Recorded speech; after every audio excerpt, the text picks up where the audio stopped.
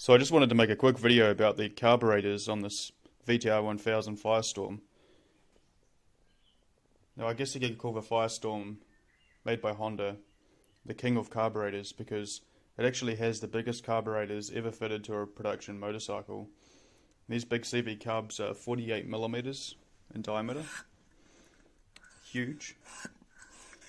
And to put into context, the bikes with the biggest throttle bodies, I think it's an Aprilia RSV4, or maybe it was a Ducati.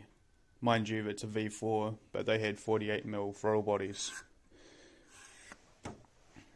And now why would Honda still use carburetors on a production bike right up until 2006? Because the Firestorm was made from, I believe, 97 or 98 to 2006. It's quite late in the game to still have carburetors, but I believe the reason is that CV carbs just do a really good job at smooth throttle response. As an example, if you look at the other big V-twin sport bikes of the same era, you have the TL1000, which was fuel injected, and those things are known to be animals, and I think a lot of that is down to the fact that it's fuel injected on the TL1000.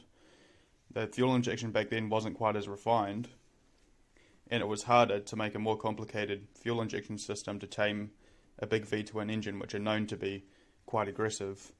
So with having CV carburetors, essentially the fueling is simply metered by the suction of these big 500cc capacity cylinders, and it just ensures that the fueling is pretty linear and easy to manage. And you can really understand it when you talk to owners of these motorcycles that have ridden both, and they say that the TL1000 is an untamed beast, which is actually pretty cool in its own respect. I'm not bashing on the TL1000. It's actually one of my favourite bikes ever made. But the Firestorm is known to be somewhat of a better and easier to manage motorcycle simply because of the fueling on it. And it's just down to these massive carburetors. So Honda's done a great job of this bike, and I like the fact it's got the big carbs. It's a pleasure to ride these things.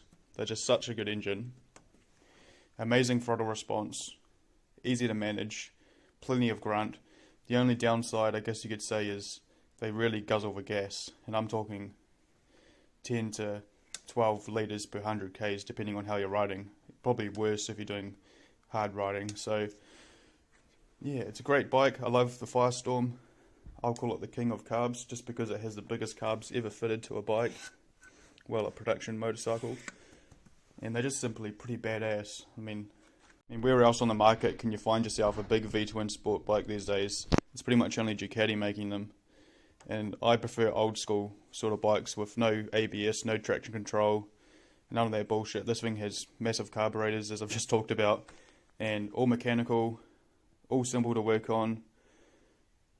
A very cool design bike. How can you beat them? I mean, it's an amazing era for motorcycles, these late 90s and early 2000s V-twin sport bikes. I'm going to have to find myself a TL1000S next.